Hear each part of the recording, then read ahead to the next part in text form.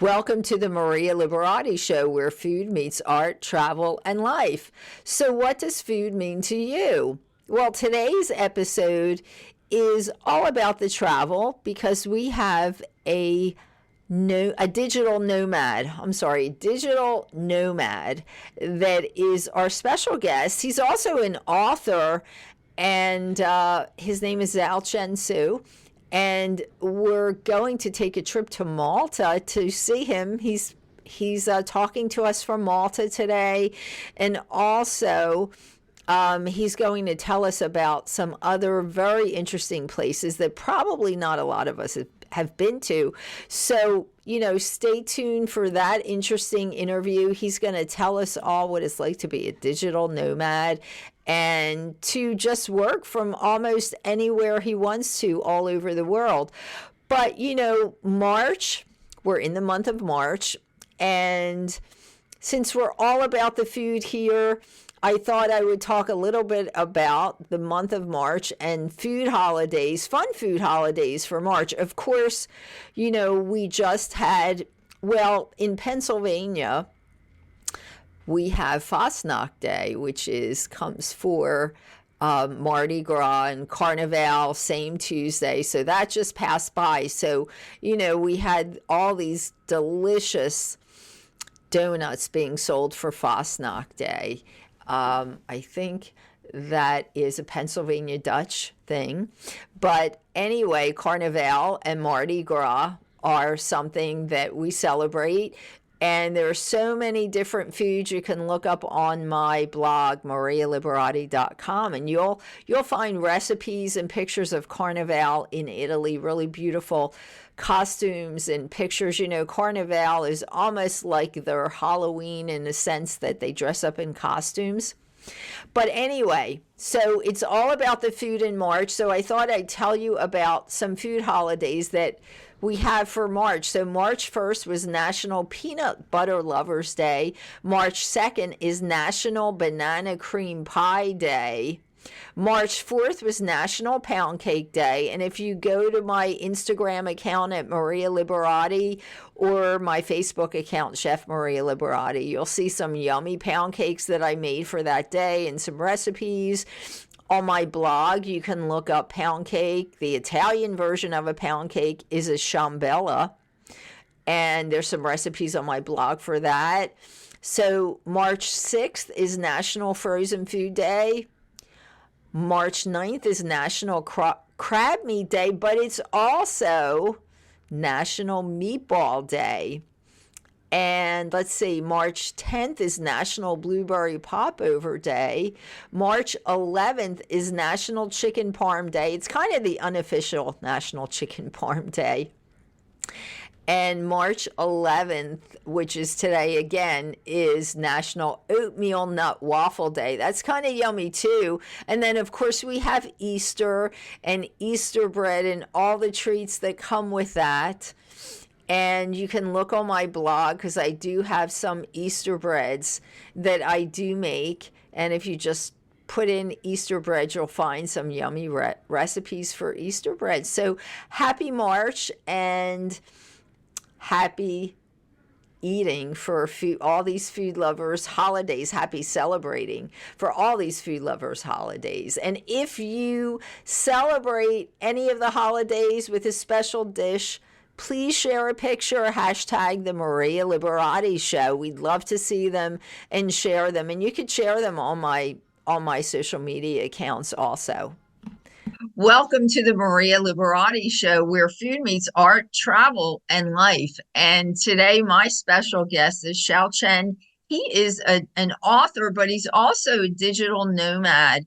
And he's had the privilege of living in many different interesting places all over the world. And today he joins us from Malta. But I thought it would be great to share with everyone his experiences of living all over the world, especially in some places I'm sure many of us have never been to. Xiaochen, thank you so much for being here today. Thank you very much for having me. And hello, everyone who's listening to this. It's nice to meet you, all of you. Yes. So as I mentioned, he's joining us from Malta. So how do you, I know you're a digital nomad, so Mhm. do you just choose the countries that you go to? Do you just kind of research and then go Yeah. to the countries? Yeah, Uh, of course, as a digital nomad, the prerequisite is that you have to work completely remotely, right? Right. So my current job, which is as a college admission consultant, I work with students from all over the world. I have meetings with them. I work on essays with them, but Uh-huh. I am not assigned to a particular office. So Uh-huh. that gives me the liberty to basically live anywhere that I please. Yeah, so that's the prerequisite. But in terms of applying to digital nomad visas, right? Uh-huh. Residency as a digital nomad in particular countries, each country that has this system have their own requirement, right? It's usually related to their level of income that Uh-huh. they expect you to have, right? Uh-huh. How long you're going to be in the country, who are you going Uh-huh. to bring you with into the country, etc. So every Right. country will have their own set of rules. Uh-huh. And I did some research on basically the rules for different Right. countries, and I decided to choose Uh, Malta among all the okay. countries that are Yes, this. Yeah, I've actually heard a lot about Malta. I know mhm. when I'm in Italy, there's a lot of people that go there and a lot of people that Yeah, have lived there and they go there right. to study English. That's correct. So, Yeah. so tell us a little bit about the country. I know it's a small country. Yeah. Anything you can tell us about Malta? Yeah, so Malta was the reason that people speak English here, and yes, everybody speaks English here, is because it Yes. was a British colony up until about the 1960s or the 70s when it gained independence, right? Uh-huh. It's a small, well, it's three islands in Uh-huh. the country called Malta, and Uh-huh. together there's about 500,000 people who live here. It's a very small place. But about a quarter of the population is not Maltese citizens. Yeah, they tend to come all over the world, right? Uh-huh. On the streets, there are a lot of like Filipinos, a lot of Indians, a lot of people from other parts of Europe that come Uh-huh. here for both for work or for just vacations, right? Uh-huh. And that's made possible by the fact that basically everyone speaks English, right? Yeah, and the major industries here are tourism, right? Oh, It's a very big destination, especially for British tourists who are looking for a sunny place to be for a few months during the summer. Yeah, uh-huh. it has a lot of beautiful seashores and very balmy, Mediterranean weather. And so people really enjoy the place. Yeah. Uh-huh. So tourism is a big industry here, as well as a lot of companies set up shop here for Uh-huh. online businesses, such as, Oh, okay. for example, like internet shopping or like Uh-huh. online gambling, that sort of Uh-huh. things, because Uh-huh. the taxation here tends to be quite low compared to other European countries. Oh, I see. I see. Yeah. Wow. So you said the weather's balmy, so it's Mediterranean weather, kind of, I guess, like what we would Yeah. expect in Italy. Absolutely. Yeah. It's pretty similar to southern Italy in terms of the weather. Yeah. Uh-huh. And of course, it's a small island, so you get sea Right. breeze pretty much anywhere, right? Yeah. Wow. So it's great. It's great. Even Is now, there, it's early March and it's like 20 degrees outside. Yeah. yes, And is it sunny all the very rural, or, is there a major city there, or is it just very rural? Yeah, I mean, it's a tiny island, so we can't say Right. there's a big city. I mean, the whole Yes. population is 500,000 people, so Oh, we don't yes, have big cities, exactly. but the coastal areas are quite developed because there Uh-huh. are a lot of, like I said, there are a lot of tourists coming in, and they expect, nice shops, nice hotels, nice Yes. resorts. So the coastal areas have become quite urbanized as a Uh-huh. result of all these, hotels opening up, a lot of high-rise condominiums being built to cater Oh, to the foreign needs, right? yes. But the more inland parts of the islands, they tend to be quite rural, right? Still a lot of farming going on, like for example, olives, orange, lemon, there's a lot of agriculture going on more inland. Yeah. So there is a lot of agriculture going on. Oh, that's really Yeah. interesting. Very interesting. Yeah. So the So, inland and the coastal areas are quite different in terms uh-huh. of what it looks like. Yeah. Yes, yeah, very, very interesting. So, so I know you're living in Malta now, and you have this book about living in rural Tanzania. Yeah, that is Correct. correct. Yeah. So Yeah. what was that like? Because I know that's very rural. Right, absolutely. So that was absolutely rural, even by Tanzanian standards. So I lived in Tanzania from 2015 to 2017 for about 2 years, working for an American NGO that helps locals improve agricultural productivity. So I was specifically living in a village, right? That's where everybody farms, right? So, Yes. so my job was going around to teach people how to farm better as well Uh-huh. as providing them with better seeds and better fertilizers that will Uh-huh. enable them to grow the same crops more productively, right? Yeah, so so it was a very rural place, even by Tanzanian standards. Yes. Yeah, Oh, well. yeah, So lots of farming going on there, I'm sure, because it's rural absolutely. and lots of farming, things like that. Yeah. I mean, it's a lot of sort of like subsistence farming. So people Uh-huh. just growing food for their own Oh, for their consumption. own. Yeah. Yes.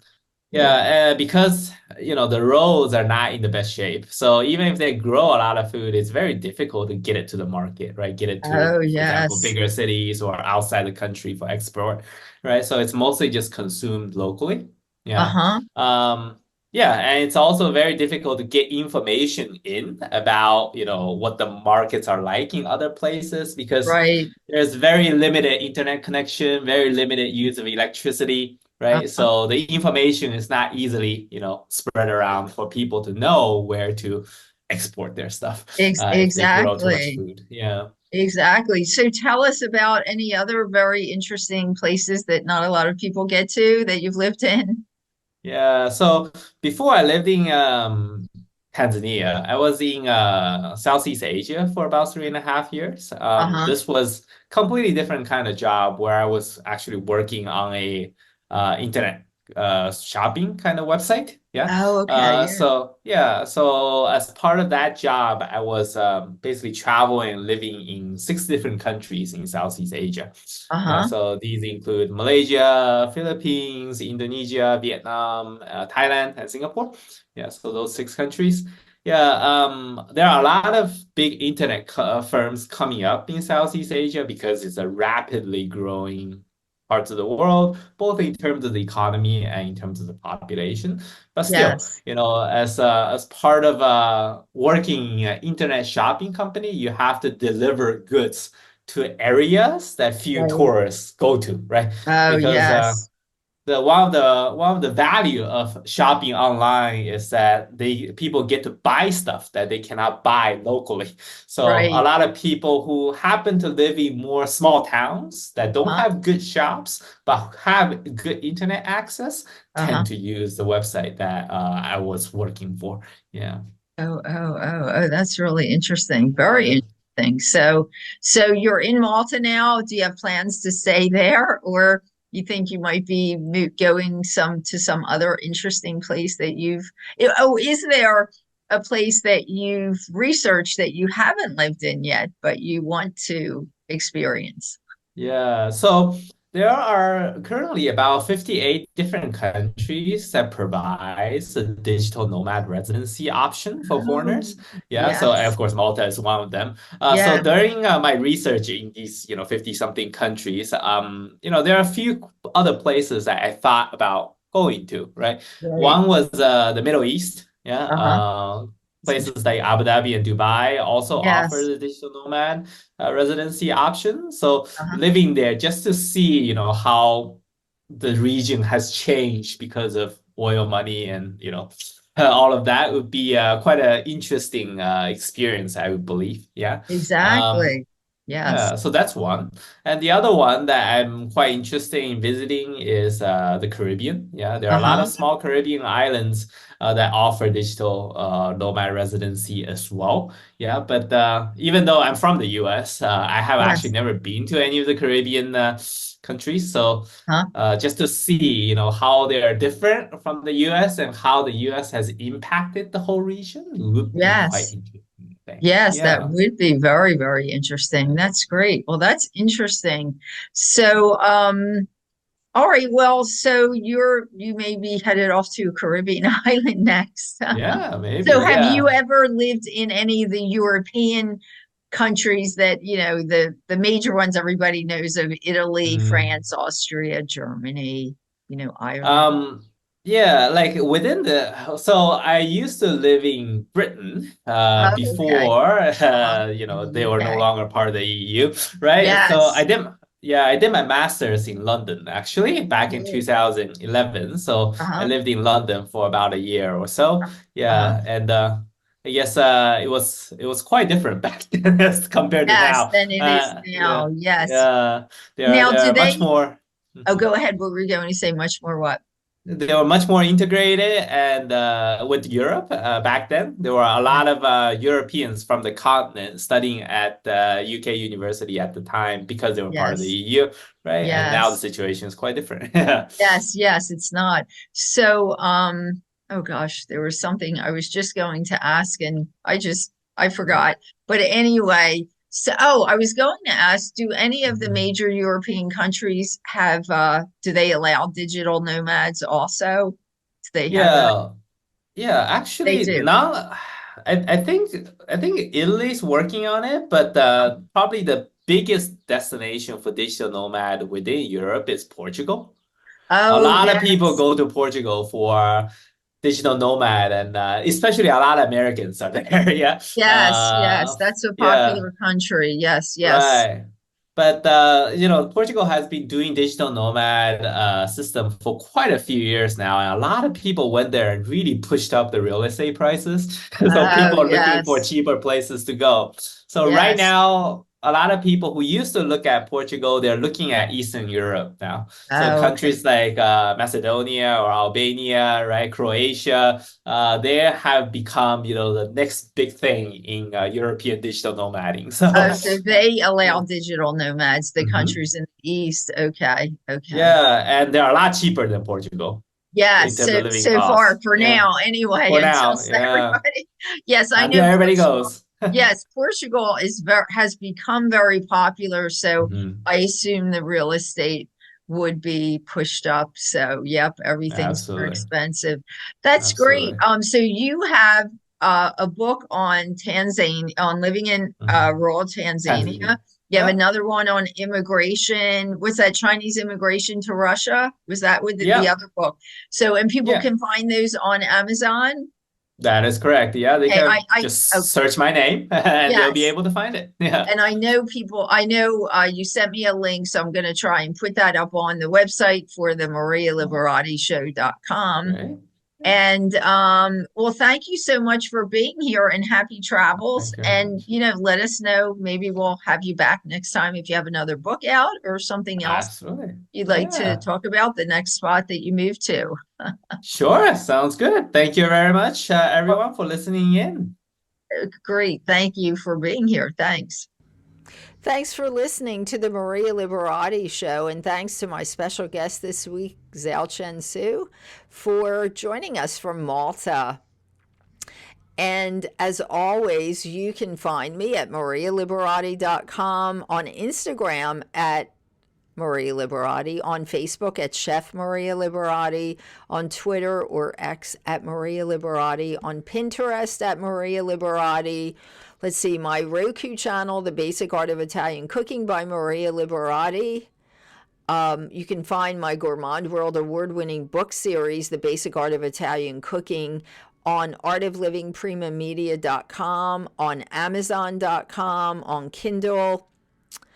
And let's see, you can also find me on Vimeo at Maria Liberati, and our new YouTube channel where you can find a lot of the podcasts. You can find video of the podcast, so you can see us also. It's just called the Maria Liberati Show on YouTube. So please subscribe and join us there.